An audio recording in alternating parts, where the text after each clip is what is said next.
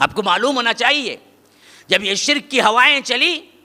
تو حتیٰ کہ مملکت سعودی عربیہ جو اب قائم ہے، اس سے پہلے تک وہاں پر بھی یہ گنبد بنے، یہاں پر بھی قبریں کیا ہیں اونچی بنائی گئی اور گنبدیں بنائی گئی۔ آج سے 50 سال پہلے کا عرصہ اس بات کا شاہد ہے کہ کیا ہے، یہ فعل سب سے زیادہ شنیع فعل ہے، حرام فعل ہے، جس کی وجہ سے ملک سعود جو ان کے باپ تھے عبدالعزیز، ان کی جب حکومت تھی انہوں نے جتنی بھی قبریں تھیں جو اونچی تھی اور بنیادیں جن کی کیا ہیں پختی تھی، خواہ وہ مدینے میں ہو خواہ مکے میں ہو، ان سب کے لیے حکم دیا کہ اس کو توڑ دو۔ اس کو آج تک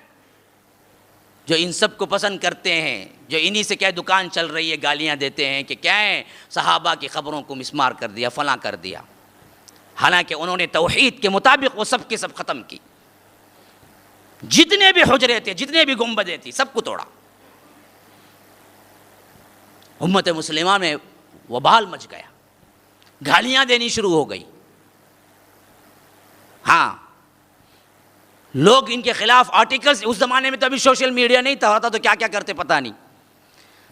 لیکن پرنٹ میڈیا تو تھا، گالیاں دی، احتجاجات شروع ہو گئے۔ بالکل صحیح واقعہ کہہ رہا ہوں۔ انہوں نے کہا کہ اچھا بھائی، عجم و عرب کے جتنے لوگ چاہتے ہیں کہ میں نے جو کام کیا وہ غلط کیا ہے تو جمع کرو ان کو، جو بریلوی مکتب فکر کے تھے، جو فلاں تھے، جو فلاں تھے، جو چاہتے تھے کہ تم نے بہت بڑا کام غلط کر دیا، گنبدیں اور کیا ہیں قبروں کو آپ نے برابر کر دیا، وہ سب کے سب بادشاہ کے حکم سے جمع ہو گئے مکے میں۔ انہوں نے سب کو جمع کر کے کہا میں نے جو کام کیا وہ اگر اسلام کے خلاف ہے اور آپ کتاب و سنت سے ایک حدیث ایک بات لا کے ثابت کر دیں کہ میں نے جو کیا وہ غلط کیا، تو میں جتنے قبے اور جتنی چیزیں، جتنی عمارتیں گرایا ان سب کو میں سونے سے بنوا دیتا ہوں، اگر تم ایک حدیث لا کے بتلا دو۔ آج تک نہیں لائے،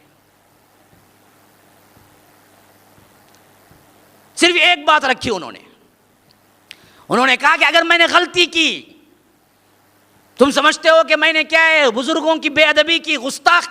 کی، اولیاء کی، تم کتاب و سنت سے دلیل لا کے رکھ دو، جتنے قبے میں نے گرائے، جتنے قبروں کو میں نے گرایا ان سب کو سونے سے بنا دیتا ہوں۔ سب چپ، پیچھے جا کے پھر گالیاں دینے لگے، لیکن کیا ہے جواب نہیں آیا، آج تک جواب نہیں آیا، جواب آ بھی نہیں سکتا، کیونکہ اللہ کے رسول صلی اللہ علیہ وسلم نے اس معاملے میں اتنا خطرناک پہلو قرار دیا کہ اللہ کے رسول صلی اللہ علیہ وسلم کی وفات کے وقت ہی صحابہ کو معلوم ہونا شروع ہو گیا اگر ہم اللہ کے رسول کو عام قبرستان میں دفن کریں گے تو یہ وبا پھیلے گی۔ اسی وجہ سے اماں عائشہ کہتی ہیں کہ 4 دیواروں کے اندر ہم نے کیا ہے دفن کیا، کیوں؟ اگر ایسا نہ کرتے تو خدشہ جو نئے مسلمان ہوئے وہ قبروں کی طرف عبادت گاہ بنا لیتے۔ اللہ کے رسول کی قبر کبھی کھلی ہوئی نہیں تھی، بند تھی چاروں طرف سے، صحابہ نے پہلے ہی کر دیا تھا، معلوم تھا،